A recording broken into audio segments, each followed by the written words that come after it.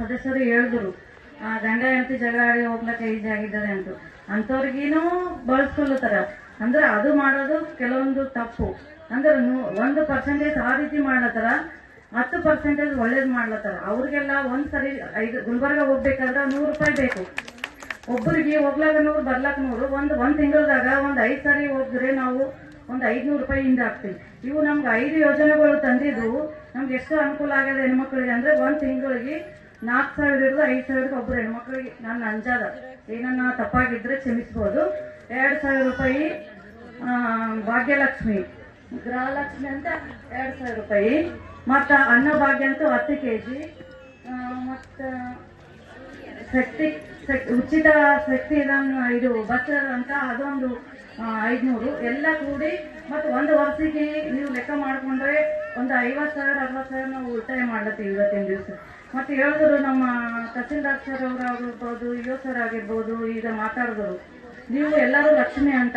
ನಾವು ಈಗ ಫ್ರೀಯಾಗಿ ನಾವು ಹೆಣ್ಮಕ್ಳಾಗಿ ಹುಟ್ಟಿದ್ಕ ನಾವು ಹೆಮ್ಮೆ ಪಡಬೇಕು. ಇಂಥ ಎಲ್ಲ ಅಧಿಕಾರಿಗಳು ನಮ್ಗ ಒಳ್ಳೆ ಮಾತು ಇವತ್ತು ಏನಂದ್ರು, ನಮ್ಗ ಲಕ್ಷ್ಮಿ ಅಂತ ಅಂದ್ರು ಎಲ್ಲರೂ. ನಾವು ಅದು ಭಾಗ್ಯ ಅಂತ ತಿಳ್ಕೊಬೇಕು, ಅದು ನಾವು ಉಪಯೋಗ ಮಾಡ್ಕೋಬೇಕು. ಪ್ರತಿಯೊಬ್ಬರು ಈಗ 10 kg ಅಕ್ಕಿ ಬಂದ್ಮ್ಯಾಕ ಅವು ಅಕ್ಕಿ ಚಲೋ ಇಲ್ಲ ಅಂತ ಕೆಲವೊಬ್ರು ದುಕಾನ್ಗೆ ಹಾಕ್ತಿರ್ತಾರೆ. ಅದು ನಿಮ್ ತಪ್ಪು. ಅದು ಊಟ ಮಾಡ್ಲಿ ಎಲ್ಲರಂತ, ಅದು ಬಡವರಿಗಾಗೆ ಅಂತ ಮಾಡಿಲ್ಲ ಇದು. ಎಲ್ಲರೂ ಕಾರ್ನಾಗ ಓಡಾಡೋರ್ನು 2,000 ರೂಪಾಯಿ ತಗೊಳತ್ತಾರ, ಅಕ್ಕಿನೂ ತಗೊಳತ್ತಾರ. ಪ್ರತಿಯೊಂದು ಯಾರನ್ನ ನಮ್ಮಲ್ಲಿ ಯಾರಂತ ಬಡವ್ರು ಕೊಡ್ಲತ್ತೀವಿ ನಾವು, ಇಲ್ಲ ಯಾರಿಗೆ ಬಂದಿದ್ರೆ ಅವ್ರು ಯೂಸ್ ಮಾಡ್ಕೊಳತ್ತೀವಿ ನಾವು.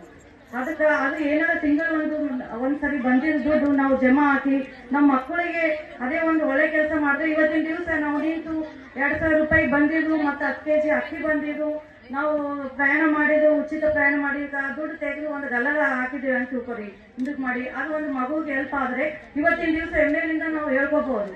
ಅವರಿಗೆ ಅದನ್ನು ಕರ್ನಾಟಕ ಸರ್ಕಾರ ಈಗ ಇಂಥ ಒಂದು ನ್ಯೂಸ್ ಕಡ್ವೈತಂದ್ರೆ ಇಂಥದ್ದು ನಮಗೆ ಹೆಮ್ಮೆ ಬಂದದ, ಹೆಮ್ಮೆ ಹೆಣ್ಮಕ್ಳಿಂದ ಒಂದು ಅವಕಾಶ ನಮ್ಗೆ ಒಂದು ಕೀರ್ತಿ ಬಂದದಂದ್ರೆ ನಮ್ಗೆ ಇನ್ನೂ ಯೋಜನೆಗಳು ಹೆಚ್ಚಿಗೆ ಮಾಡ್ಬೋದು ಅಂತ ನನ್ನ ಅನಿಸಿಕೆ ಅಂದ್ಕೊಳ್ಳತ್ತೀನಿ ನಾನು. ಅದಕ್ಕೆ ಇದೇ ರೀತಿ ನಮ್ಮ ಸರ್ಕಾರ ಮತ್ತು ಸಂಪ್ರಕಾಶ್ ಪಾಟೀಲ್ ಆಗಿರ್ಬೋದು, ಮತ್ತು ಇವರು